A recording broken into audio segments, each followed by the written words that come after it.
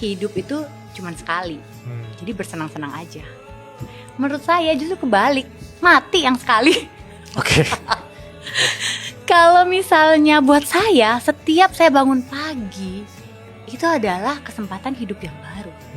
Boleh kok yang kemarin-kemarin salah kita hapus buat jadi lebih baik gitu ya. Jadi menurut saya ya udah, kenapa kita misalnya nih, kalau misalnya untuk mencapai tujuan kita harus bersakit-sakit dulu dikit, ya udah tahan aja, besok toh mulai hari baru lagi. Jadi hari itu nggak cuma buat bersenang-senang. Justru yang mati itu adalah sekali. Yakin bekal lo di akhirat cukup. Mati itu cuma sekali ya. Iya. Hidup itu yang harus berkali-kali. Karena setiap pagi kita bangun, dan setiap kita bangun itu yaitu momen dimana memperbaiki diri kita untuk jadi lebih baik. Betul.